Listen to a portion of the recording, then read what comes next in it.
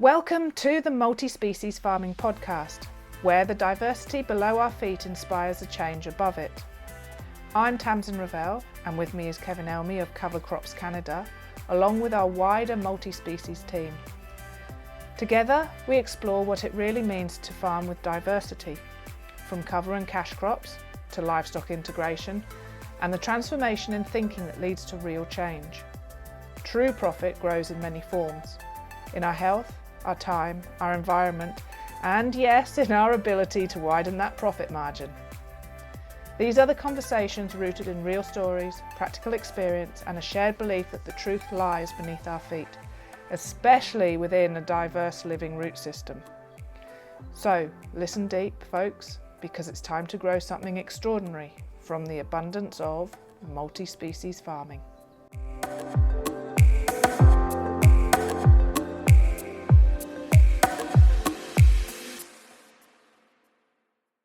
Good morning, everybody, and welcome to the Sunday session. It's a special Sunday today because we have the four of us here, all about to explain what's going on in March next year.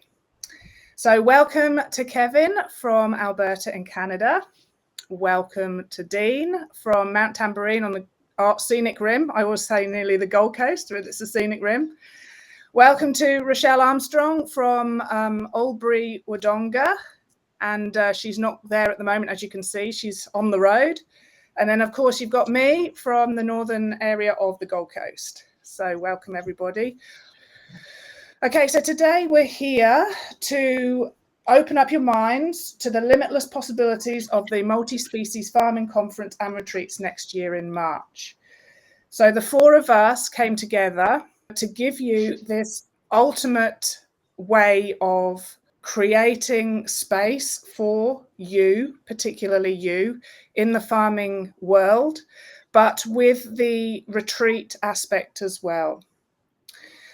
For any more information that you need, there will be links in the comment section and descriptions below. One goes to the landing page. So if you go to farmingrevolution.com.au, there's a sliding banner across the bottom.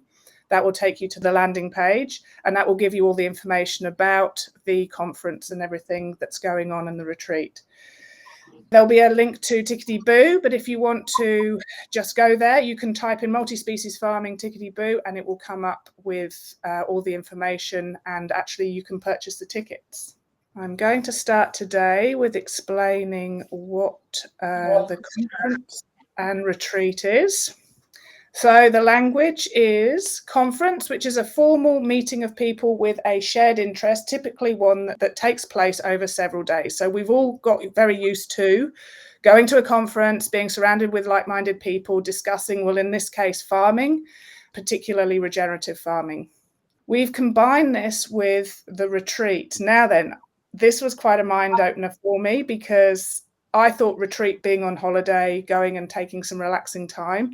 Retreat actually means the act of giving up and withdrawing. So then when you think about it in a sporting context, it's when the team starts to retreat, the offensive of the other team is actually starting to attack more. And so the team retreats, it starts to withdraw. But interestingly, on a retreat, that's exactly what you're doing. You're withdrawing from your usual life on farm, your usual stress of the business or anything else that comes with your usual normal day-to-day living.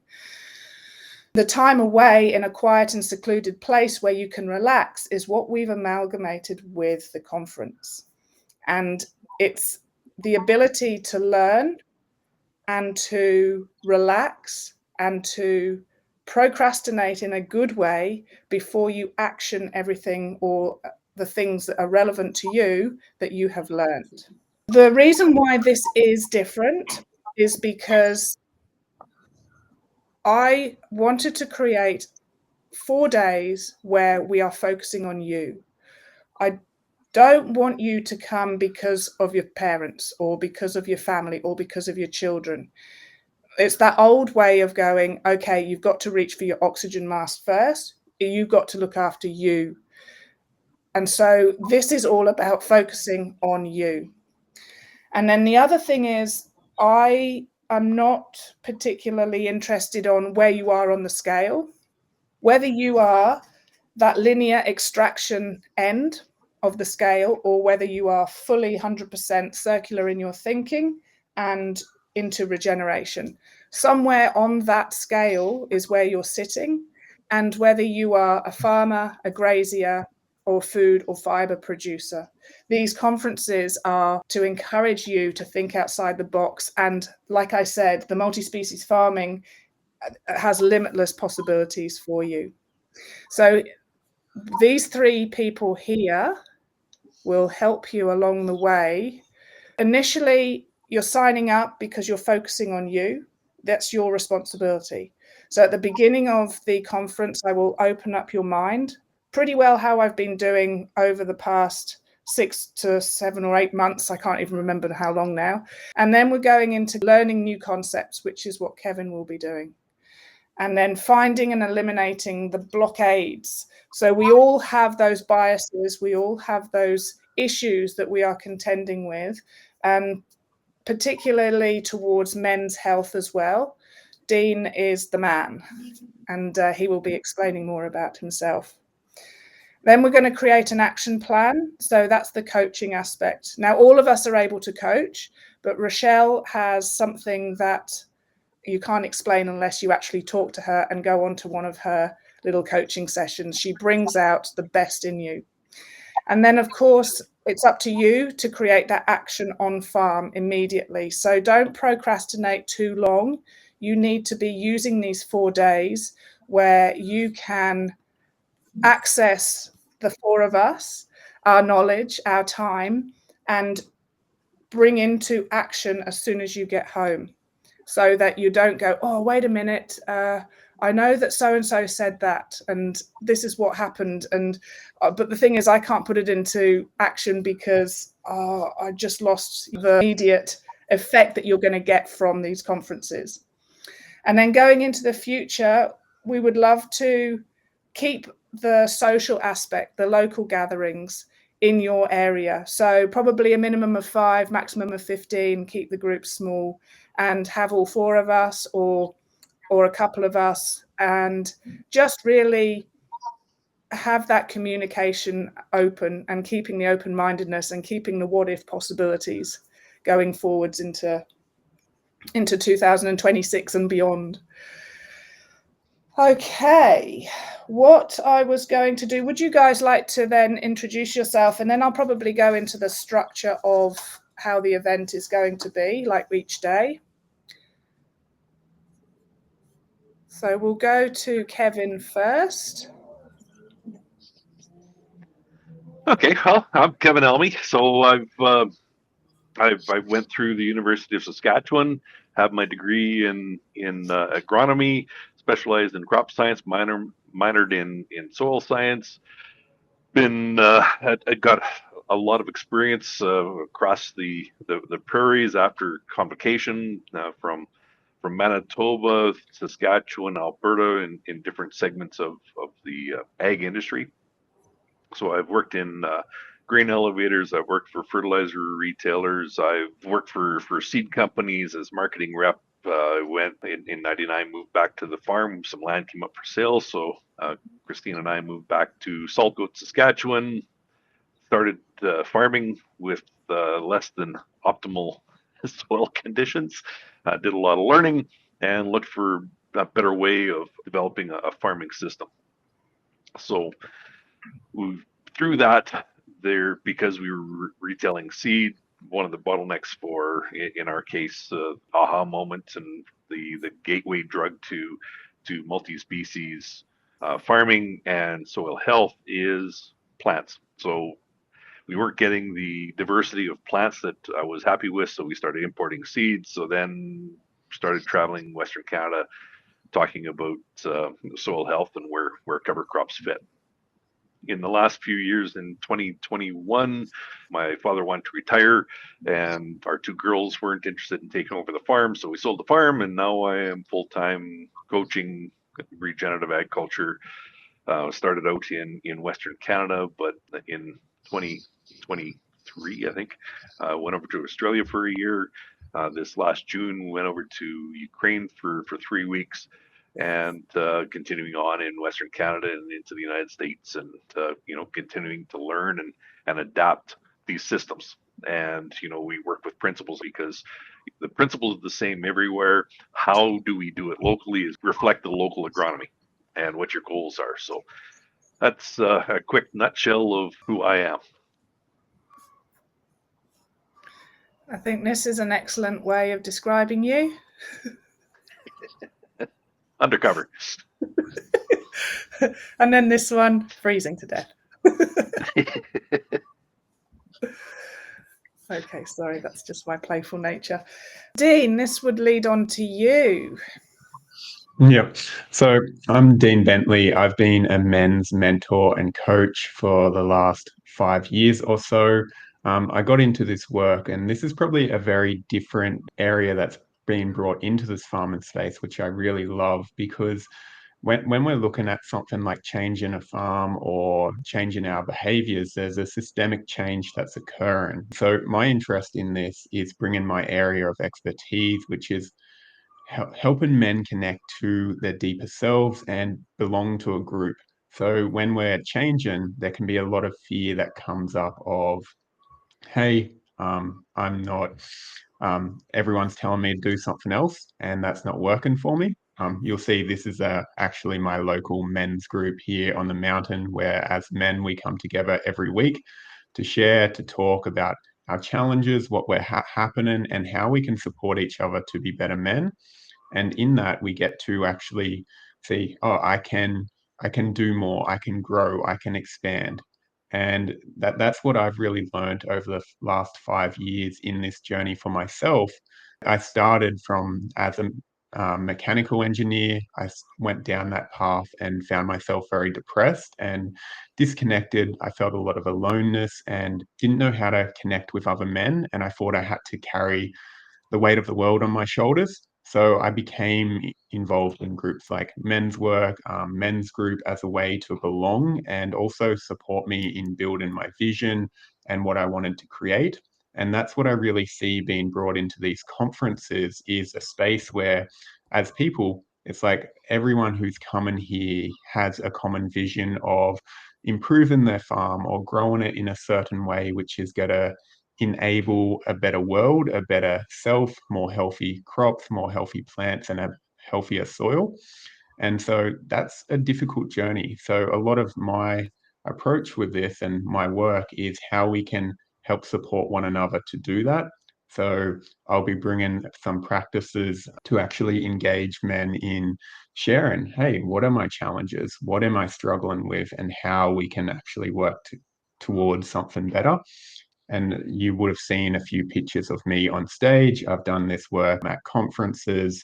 This is actually a retreat, the gathering of men I've been a part of for the last 3 years. This will be the 4th year. We're planning on having 200 men there on a retreat for 4 days out in nature, where we're reconnecting men back to themselves. It's been a really beautiful experience to see men coming together from every area of life, whether that be, different areas of business, work, farming, and just coming and sharing in the common challenges of men. And that when we do that, something beautiful happens. So that's been my journey of learning, hey, how do we create change? It begins with ourselves and then moving towards something.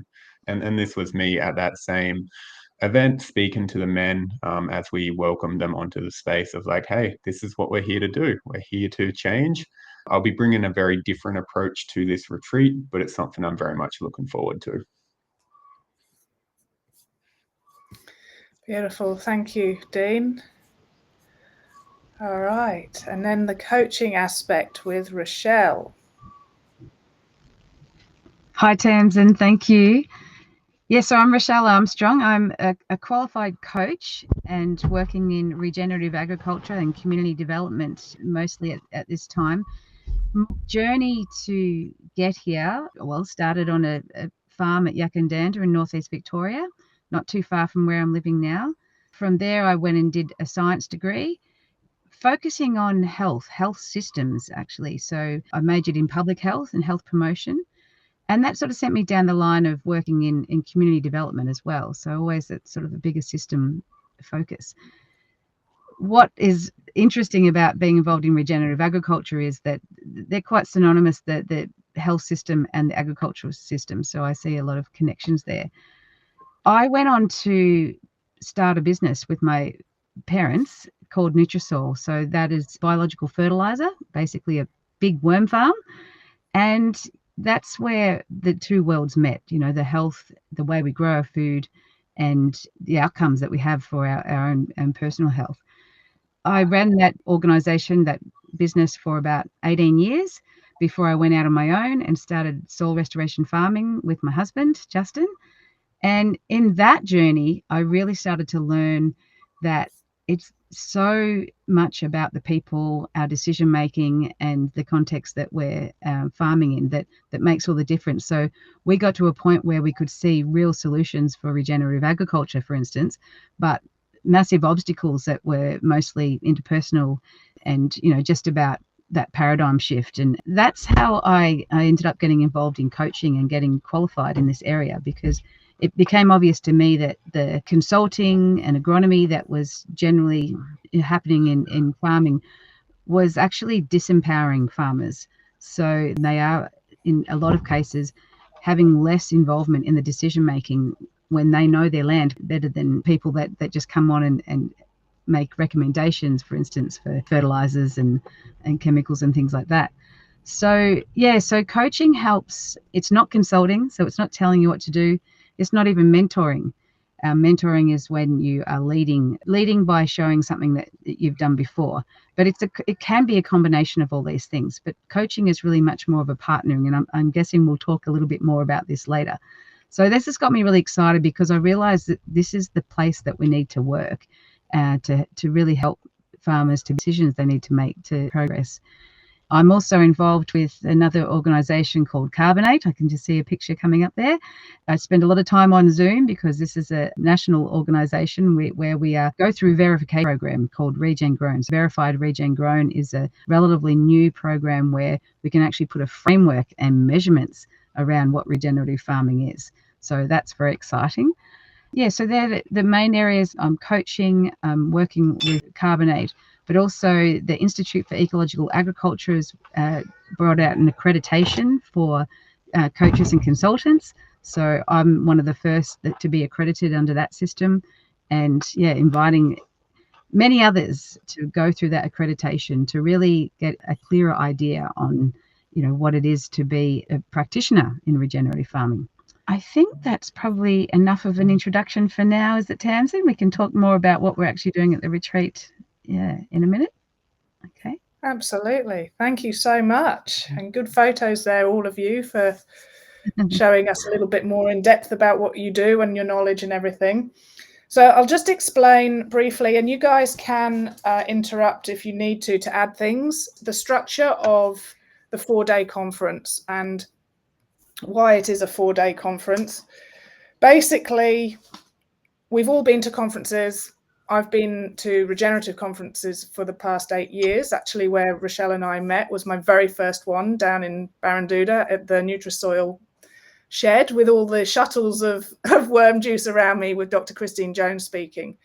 And what I found over the 8 years is that the conferences are getting very similar. So you have somebody on stage, you're pumped full of information, and then somebody else comes and talks on stage, and you're pumped full of information. It might be 5 different speakers in the day.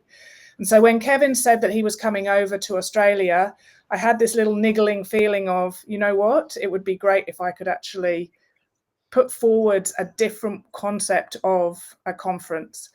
And the main part of the conference is being able to actually uptake the information. And so you need to be able to deal with any blockages, any biases, anything that is sitting in your way of progress. That's why these conferences are specifically designed for you. It's really important that you come, for you, all about you. Like I said before, it was the oxygen mask on you, because once you break, and I've been in this situation, you're useless for everybody.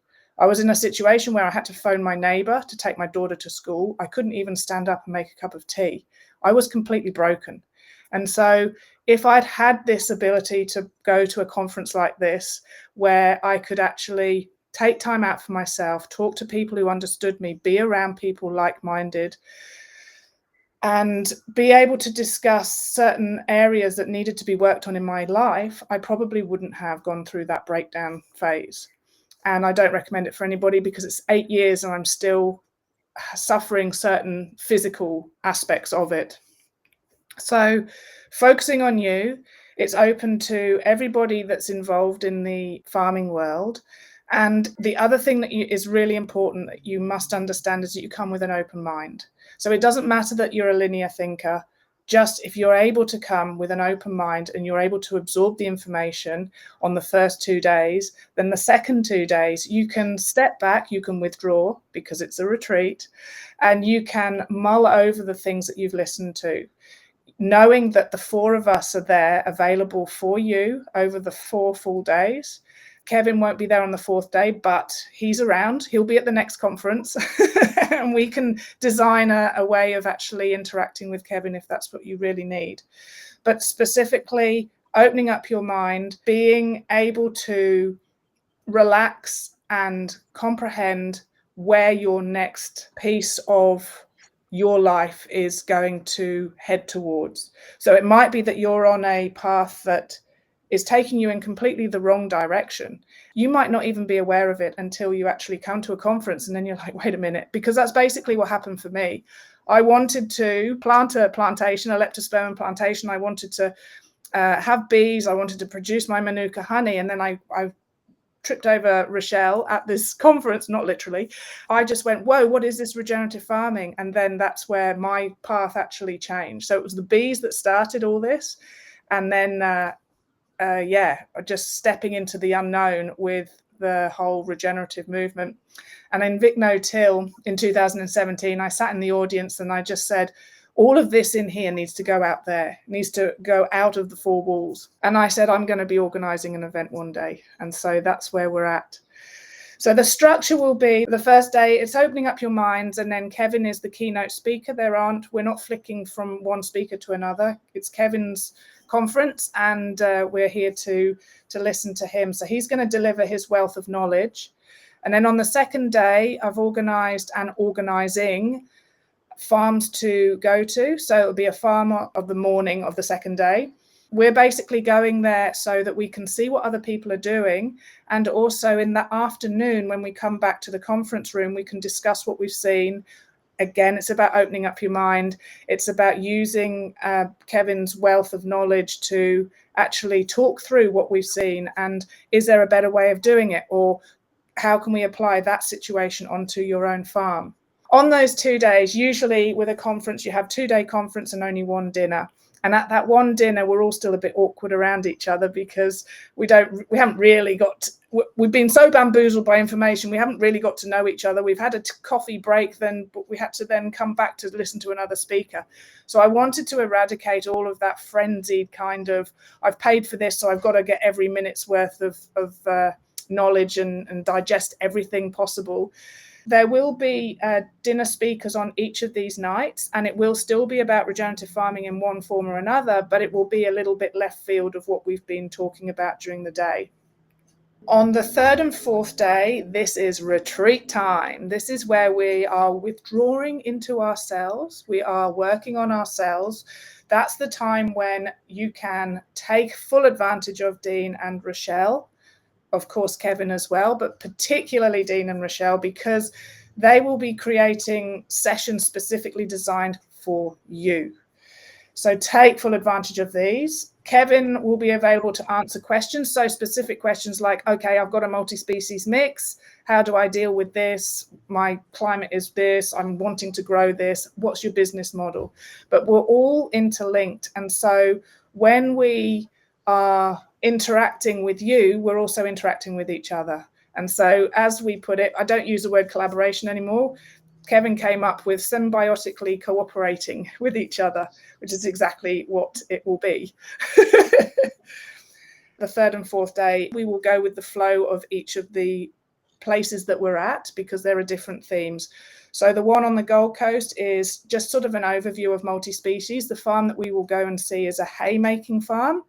And everybody who's 100% regenerative will be like, oh, you can't be regenerative if you're making hay. But there are different ways of doing things. And also because Scott Hall with the Syntropics farming is right next door, we'll also be able to visit him as well. So I'm really looking forward to the farm visit. We've got two completely different ways of farming. Then we come to Mudgee, and I've just locked in with David Lowe of the Lowe Family Vineyards the morning of the second day on his vineyard.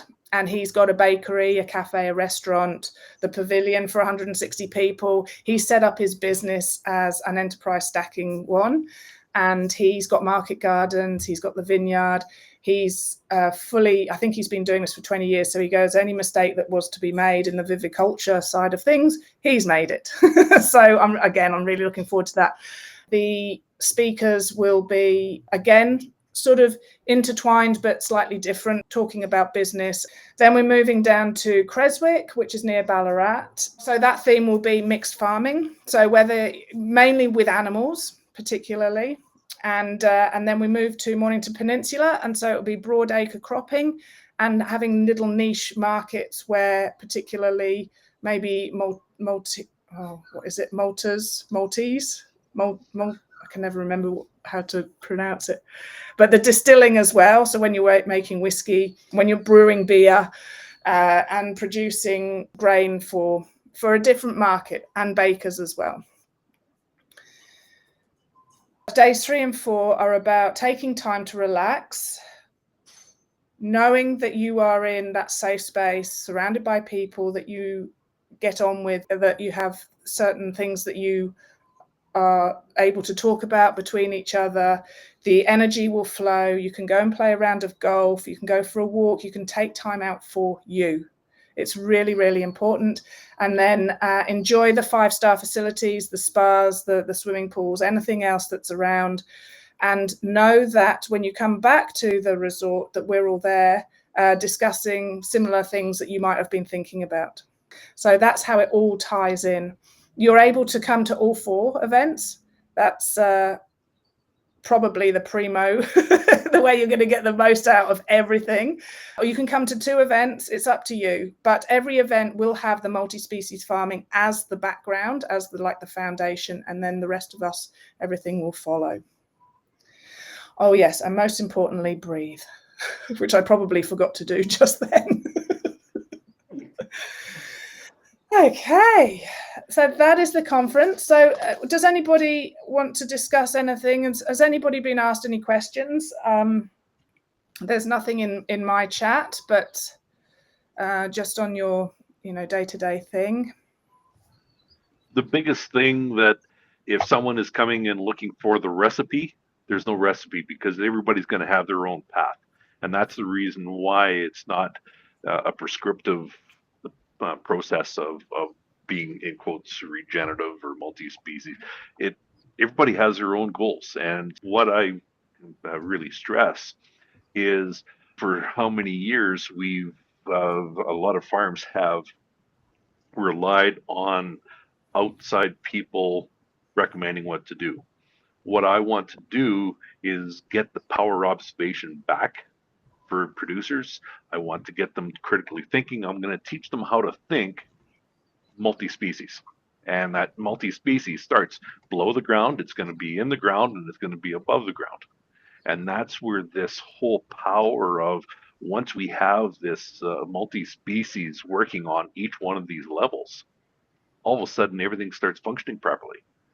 And when people say that, oh, I'm making money, things are good on my farm, then you start drilling down and asking a few questions, and well, yeah, there's stress because of the operating loans and the cash advances and all the financial part.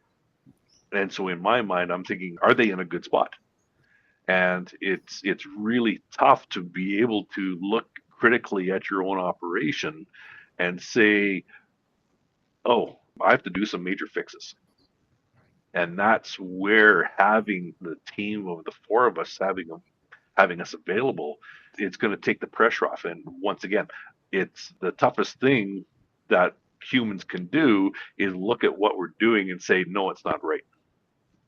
And so this is where it's okay to make mistakes. It's okay to be wrong. The problem is costing us too much money when we are wrong. So this is where I see this gathering is a great opportunity for people to once again reset and then be able to move forward. So that this way, as a team, we can work as a team to help develop a system that is going to be functioning for their operation and for their future. Kevin, add something there. You said that you're not going to give them the recipe, but I'm going to suggest that in the retreat aspect, that we're actually going to offer you the tools to be able to develop your own recipe. So you could, in theory, walk away from this conference with your multi-species recipe. Now, I'll just backpedal in what I'm saying there. So you'll receive the content from Kevin that that helps you understand the value of the multi-species and all the different varieties, and help you to understand your context. And then the idea in the coaching, one part of the coaching aspect in the retreat, is to really understand what's important to you and what you're trying to achieve, match these things with what would be the right recipe for you. So that's where we're really wanting to turn this into a empowering process. But I'm confident enough to say that you could walk away with that recipe using these tools, and then it'll start to become really clear what those solutions could be. Now, it's great to come up with solutions, and a lot of ideas do come into the general conferences, and we get really excited. The next part that's really important in a coaching relationship is how to articulate what you're trying to achieve and what's most important to you, but also what would be the first steps, the first actions that you would need to take. So I don't like to overwhelm people with the whole year of planning. Now, you can definitely set up those frameworks. I've got the skills. I've been involved in business, and I've worked closely with business coaches, and that's part of what I do as well. But I actually think the most powerful thing you can do is work out what are the first 3 actions you need to take. And it might be an action like picking up the phone to ring the seed guy, or visiting another farm, or you pick 3 things that are so easy that you could do it the next day or that week. And that really gets people on a roll into really getting started on their goals. So yeah, I'm challenging that, Kevin. We're not giving you the recipe, but because that's what a lot of people want, and they do get disappointed when you sort of say, oh no, you're not going to have a recipe. But let's see how many people can really walk away with an action plan that gets them going that week. And that's the key, is there isn't a recipe. It's going to be a system of principles that you're going to apply to your farm. And that is the difference of, there isn't going to be, you use this product and it's fixed. You do this for this management practice and it's fixed. It's developing that system. So your system, okay, so you have sheep and you have beef and you have dairy and you have a vineyard and you're doing vegetables and you've got beef. Everybody's going to have their own system. And that's where this critical thinking is really important, where we have to go in and be able to identify what, number one, what our goals are. Because if we're just on a ship sailing in the ocean, we don't have that guidance. And this is where, once again, having that soul searching, where Dean will be able to go through and help people clear their mind, so that this way all of the noises that are in there, they can actually do that focus on what brain and the heart is actually wanting us to lead us. And so this is where developing, once we have these principles identified and we understand what the principles are, now we can start making the plan for our operation. We have to understand that it's going to be a living, dynamic plan. because as we start moving our soil succession forward, we get our plant succession moving forward, we get our animal health moving forward, those goals are going to be changing. The principles are going to be the same, but how we're going to be doing it is going to continue changing. And when we look at developing these systems, and my goal when I'm working with producers is after 3 years, they'll talk to me when they pick up new land, when they're growing new crops, but normally after 3 years, I've trained their brain how to be thinking. And Ben in the comments just said tools in the toolbox. Absolutely. When we had Niels on and we were talking about the soul key, is it going to be for everybody? No, but what an awesome tool that if we get to the situation where we need to have a little bit of disturbance, what a great tool to have access to. Knowledge is power. Yeah, so I want to. you You go, go, Dean. Rochelle. Funnily enough, I was actually going to ask you a question, Dean, because we have these conferences where we have the principles and content, and we might even get to the point where I'm talking about getting to that point of having an action plan, but still sometimes things get in the way. And I was going to invite you, Dean, to speak a little bit. I think that's an area of your expertise about what stops us from really doing what we want to do. Is that what you were going to speak about anyway?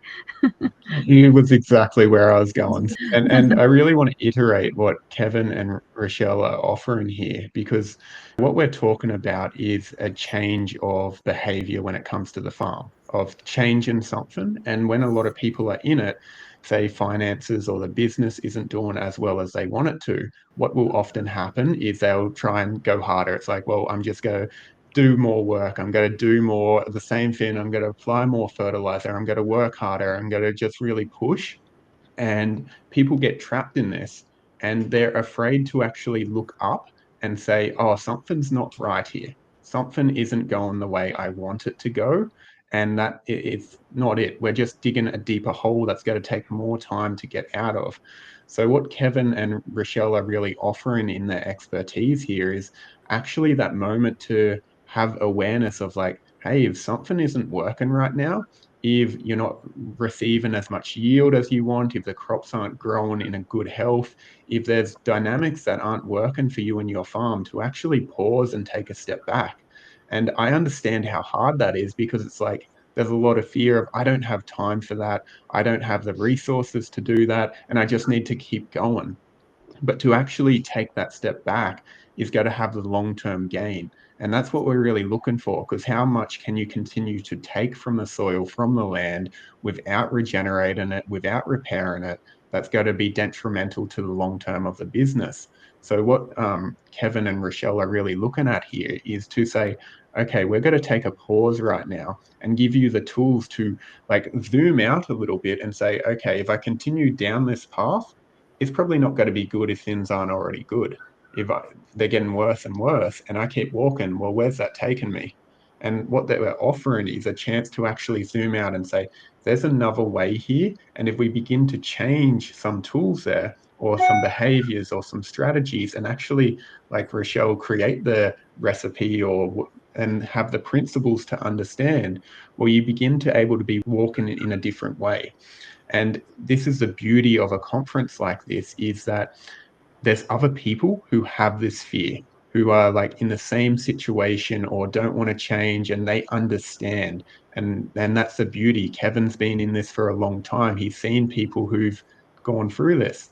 And so to have people who understand of what the situation can be like, of the stress of my business isn't doing well, my farm's not going the way I want, and I'm a little bit afraid what happens next. And to have people like, for me in my work, to talk about that, because I know a lot of farmers, we don't like to talk about our problems, our stresses.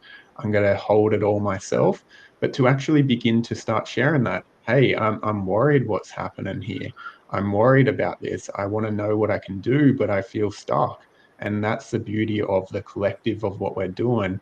Like, there's going to be beautiful information from Kevin, a plan from Rochelle, and then I'm going to be talking about this of like, hey, what are you afraid of in this? Because we have those fears. I'm afraid the farm's going to fail and I'm going to lose it all. That's a very real fear when we're talking about money and finances, and it makes a lot of sense. So then to have a space where other people are going to be like, hey, yeah, I've got that too, and I still want to go down this path. I still want to create a long-term vision.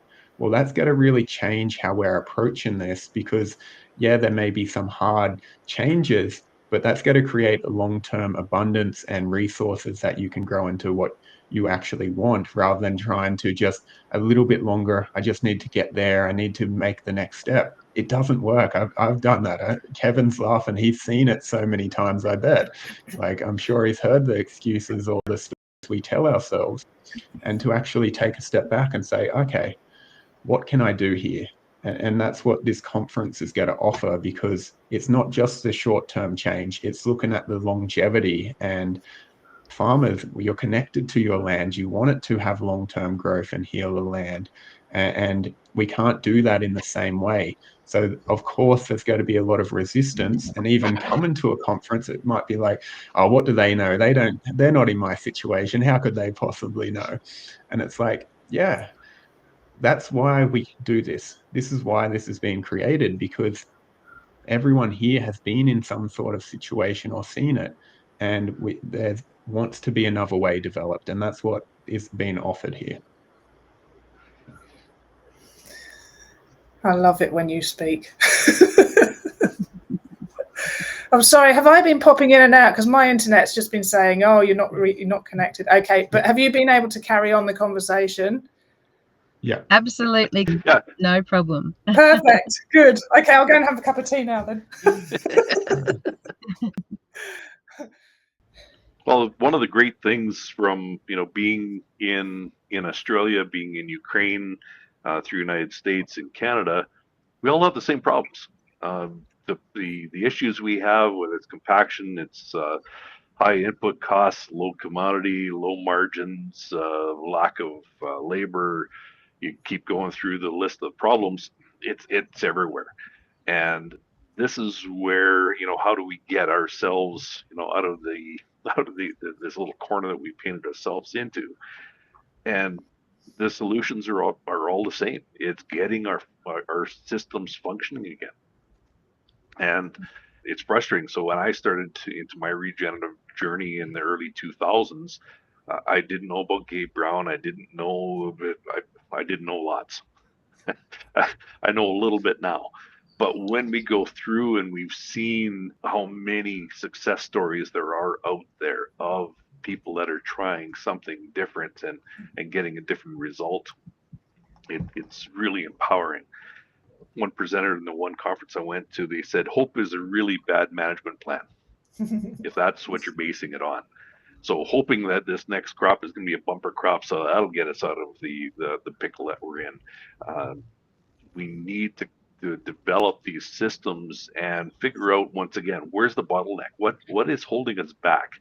And the another great, I think it might have been Jay Fuhr that said, the worst case of compaction we have in agriculture is between our ears. Is when we start opening our minds and looking at actually how the system is I don't want to say falling apart on us, but what's restricting us.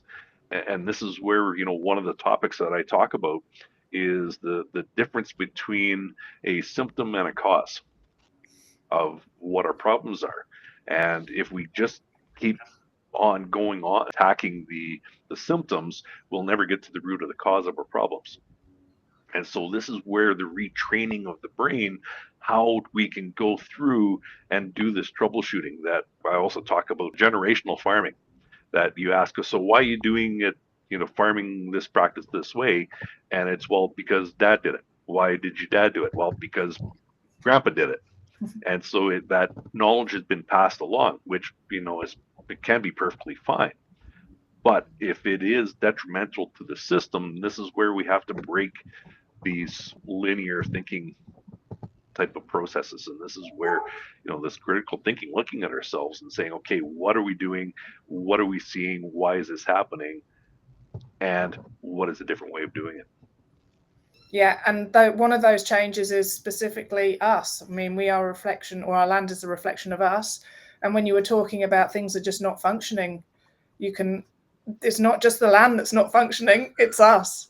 And so yeah, we just need to keep coming back to the being that's in control, or is part of, maybe not in control, they think they're in control, but they are part of the process as well.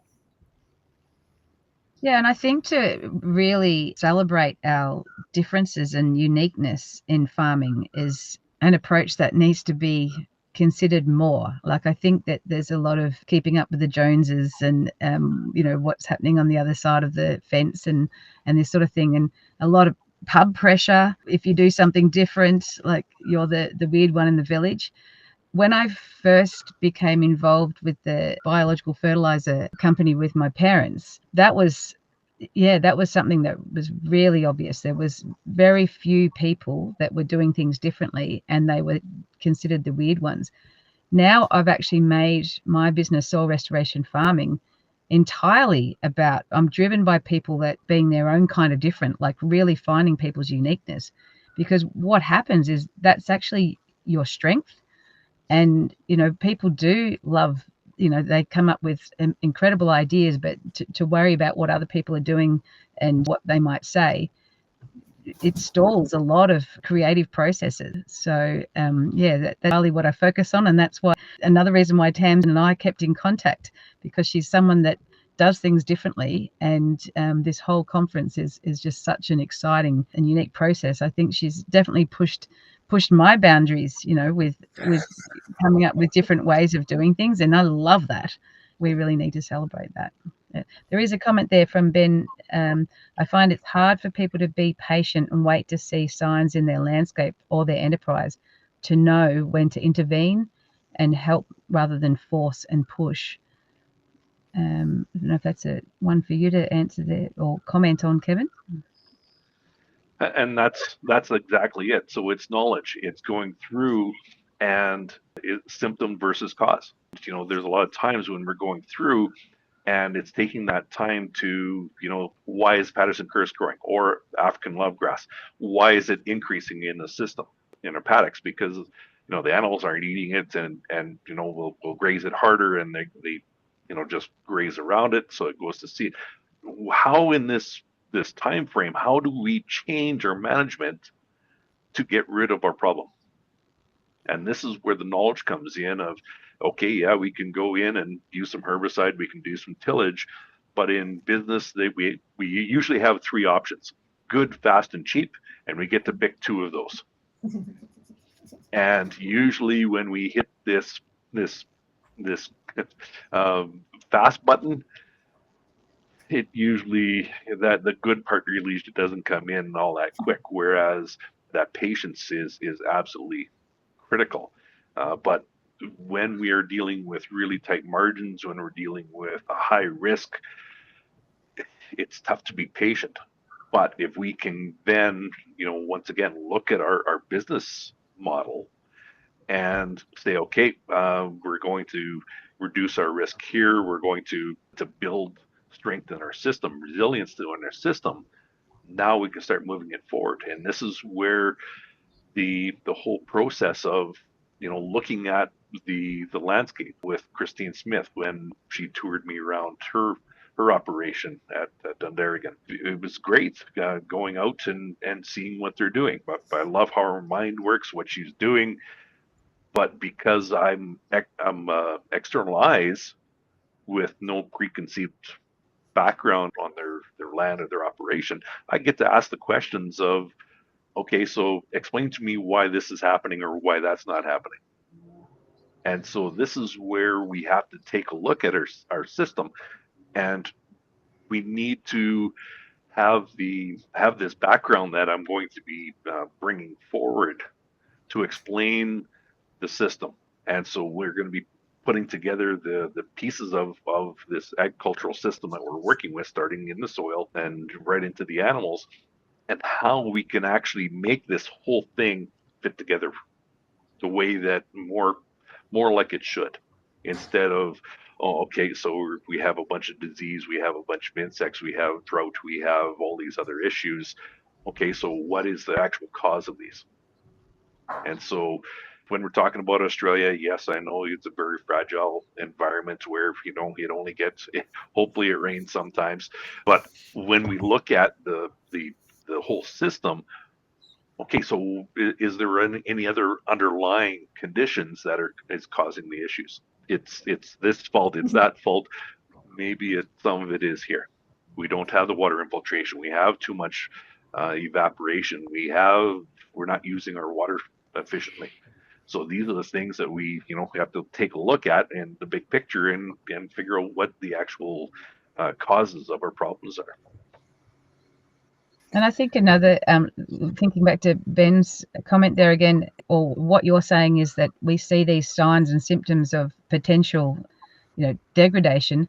I've actually been in the experience of seeing it the other way as well. One of the first memories I have being on Diane and Haggerty's farm, and I know that you've been on that farm as well, Kevin, being in this multiple, like 10,000 acre type property, and Di just seeing one plant, one native species, and getting so excited. I didn't know what was going on, but seeing that one native species come up, she knew that that was a sign of things turning for the good. So it goes both ways. And since then, that was many years ago, it was probably, I don't know, a good 10 years ago. Since then, they now have huge amounts of native flowers and plants, wildflowers around their property. And just being able to see those subtle differences, seeing a bird that you haven't seen for some time. There's so many indications that happen in nature that mean things are turning around regeneratively, to use the common word. Yeah. Okay. Dean, have you got anything to add with the discussion so far? I think what we're talking about is this change and the importance of that, and to know what we're looking for. Like what Kevin and Rochelle, well, especially Rochelle, like seeing the native, it's like having those indications of I am improving as well. It's like, that the fear comes up, the freak out of like, oh, it's not working, I need to do more, or whatever it is for a human. We all have our own.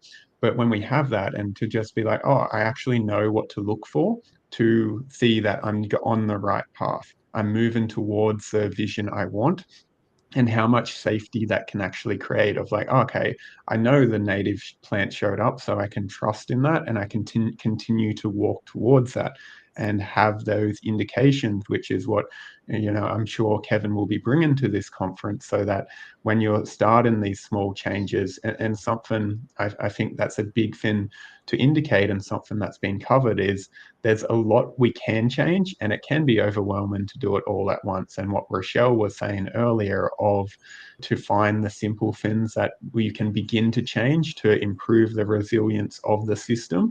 And that may be a couple steps, and then the year after you do a couple more.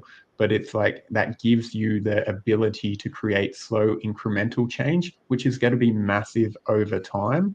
And to have that awareness that there's going to be so much information and change that could take place, but let's filter that down so you know what you can do, and then what you can actually find as you go down that path, to say, okay, my soil's improving, there's more plant life, more natives, whatever it is that's an indication for you that you are on the right path, is going to support you and allow you, when people at the pub may be telling you, what are you doing, that you're actually on the right path, and you have the indication and the proof as well, that it's just like, oh, I don't know what I'm looking for, or I have no idea what happens next. There's a lot of safety that's created when you do that.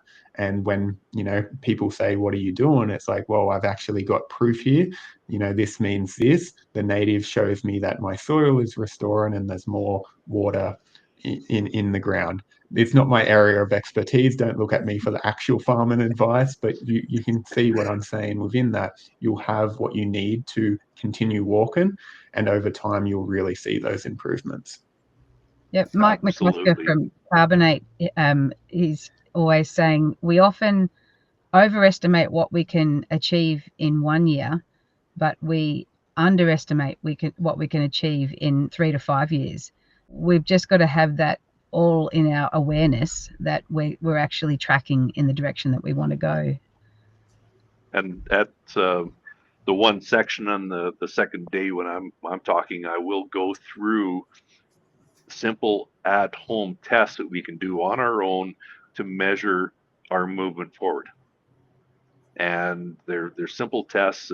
They don't have to cost a lot of money, but it's that simple way of, am I doing the right thing? Am I seeing any improvement? And the one test that costs nothing as a good baseline is count the number of bird species you hear. And when we start doing the multi-species, just by definition, we're going to get more species.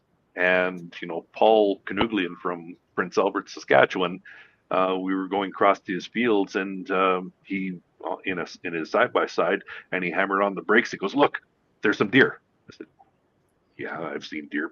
He said, "No, there's no deer in the area, but I have 5. Went a little further, and there was some partridge that flew up, and he hammered on the brakes. He said, "Look, I got partridge." And so these are the things that, once again, they didn't have them, the neighbors don't have them, but he has them, which is that indication of nature will reward us by having this more native diversity, and whether it's plants, whether it's animals, whether it's wildlife. It's wildlife will reward us for doing the right thing. It is an indication that we're going the right direction. I was going to say, small plug for the verified Regen Grown program that I've been involved in developing for carbonate. That is a framework that you can actually measure and record biodiversity, soil organic carbon, what are your plant and animal species that you're getting more and less of. And we sometimes measure them ad hoc, but it's actually good to be in a program where you're seeing that change year by year. Yeah. Yep, documented. Yes. You have all reminded me there's something that we look at when you're working with horses and children. And every time you teach, whether it's the horse or the child, you say, "I'm just looking for that 1% improvement. That's all I'm looking for." Every time that you interact with that horse or that child, after 100 times, you got 100%. And so you don't go back to 0 again, you just then build. Every time, just 1%, 1%. And then after 1,000 times, you're at 1,000%. I know that sort of doesn't exist, but mentally you can see that there's like a 3-year phenomenon with regenerative farming. And I've noticed it here with this one particular paddock. It's now been 5 years, and I'm not doing it correctly, but I'm doing it as best I can in the way that my scenario is built, and the weather and things like that, all the other aspects. But the 3-year phenomenon is you just don't really see much. As humans, we don't see much in those first 3 years. But I tell you what, there's a lot happening, but we just can't see it. So yeah, patience definitely is a thing just to keep working on. Okay, now then, if there's no questions from our viewers, and I think we've kind of exhausted everything. Thank you, Christine, and thank you, Ben, for your comments. It's always handy to have that interaction with the outsiders. It's different being in the studio. All right. Thank you so much, Kevin, Dean, and Rochelle, for your time this morning, and look forward to continue working with you. And we'll see you all soon. See you soon. Thank you. Awesome. Thanks, Jonathan. Thanks, everyone. Thanks, Kevin, Dean. Thanks for tuning in to the Multi-Species Farming Podcast. We hope you have enjoyed this session, because we have many more diverse conversations waiting for you to explore. I'm Tamsin Ravel with Kevin Elmy, and our incredible team. We are all gearing up for the Multi-Species Farming Conference and Retreat, which is happening in March 2026. Now then, these tickets are moving faster than a mob of cattle through an open gate into a pasture of multi-species, so get in quick. This is your opportunity to learn how you can profit from the magic of diversity. Visit farmingrevolution.com.au, click on the sliding banner across the bottom of your screen and buy your tickets today. Until next time, stay curious, stay grounded, and keep your roots deep.